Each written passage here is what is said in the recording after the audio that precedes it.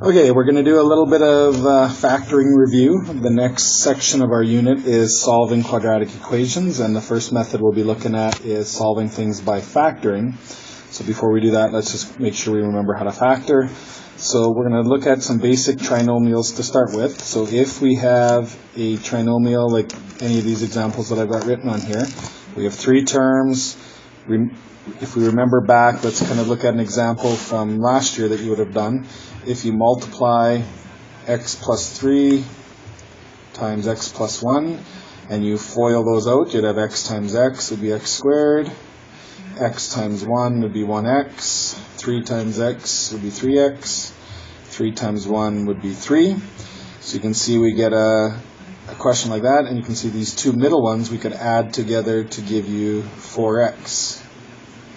So when we multiply, we go from the factored version to the answer. So now when we factor, we're just going to start with that and go backwards. So the trick is, you want to figure out what two numbers add up to the middle one. Because you can see here, the two middle ones, we added them together to give you 4. But then you can see those same two numbers multiply together to give you the last thing. We went 3 times 1, and that gave us the 3. So with any of these questions, that's basically the trick. You want to figure out what times what gives you the last two numbers, but they also have to add up to the middle one. So in this case, 3 times 1 multiplies to give you 3. 1 plus 3 adds up to give you 4. So we can write our answers as x plus 1 and x plus 3. So that would be our two factors for that first one. Okay, let's do the same thing with the second one. So in this case, we want a sum of -5 and a product of 6. Always start with the product, so figure out those two numbers first. So 6 would be 3 times 2. That gives us 6. But we want them to add up to -5. So we have to think, okay, well, they could be a -3 and a -2. That also multiplies to give you positive 6. And in this case, those will add up to -5, so that's good. So those are our two factors, x minus 3 and x minus 2. And we're done with that one. Okay, let's do the same thing for the next one. A sum of 6 and a product of -16. So you want to ask yourself what times what gives you 16. So it could be 16 and 1. Those aren't going to add up to 6. It could be 8 and 2. Right? 8 times 2 is 16. That's good. They got to be -16 though, so that means one of them has to be positive, one has to be negative. And if you look at the sum, we want them to add up to 6. So that means we want positive 8 and -2. That'll add up to 6, but multiply to give you -16. So our two factors are plus 8 and -2. And the last one, we got -4 and a product of -12. So do the same thing. What times what would that multiply give you 12? 12 and 1, that doesn't work. 3 and 4, that's not going to add up to 4, so it's going to be 6 and 2. One of them is going to have to be negative to give you a -12 product, and we want a sum of -4, so that means we want the middle one to be -6 and plus 2. So x minus 6, x plus 2.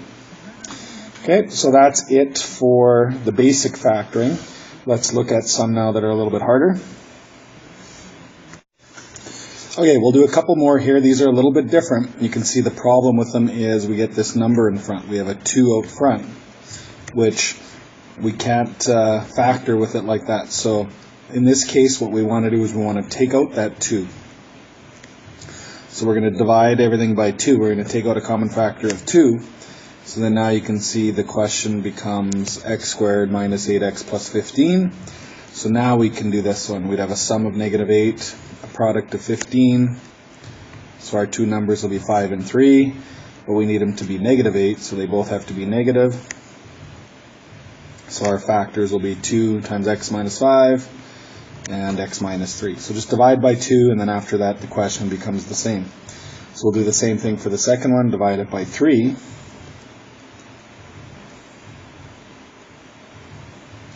So we'd have x squared plus 1x minus 6.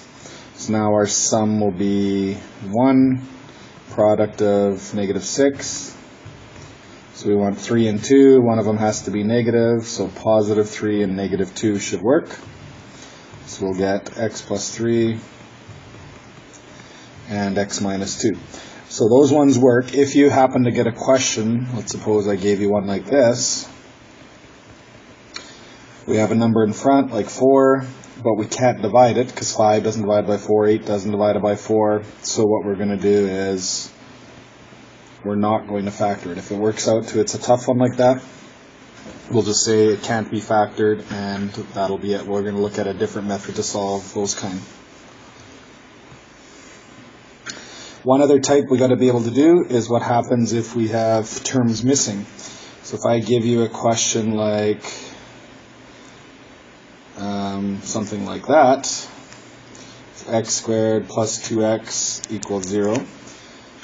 Actually, we don't need to do the equals 0 part, so just x squared plus 2x. You can see we don't have the last number. We don't have the product number.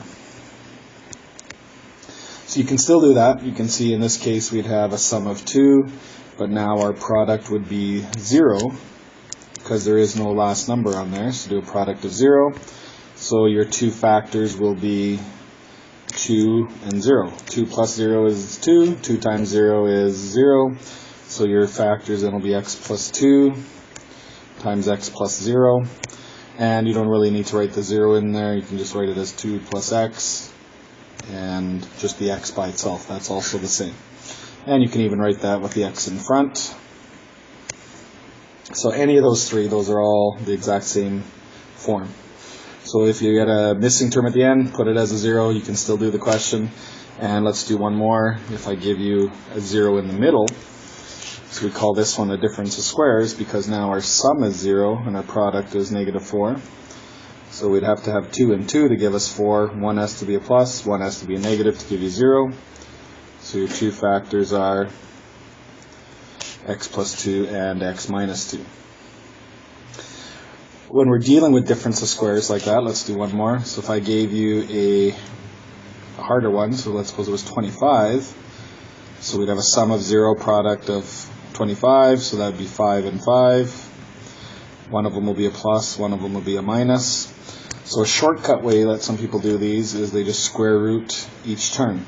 So square root of x squared is x, square root of 25 is 5. So you can do it that way and kind of do it that way. And if you do a question, let's do one more, where you have a number in front,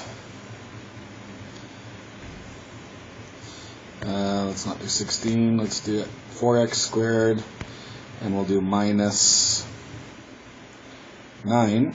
So you can see we got a 4 in front. We can't divide out the 4.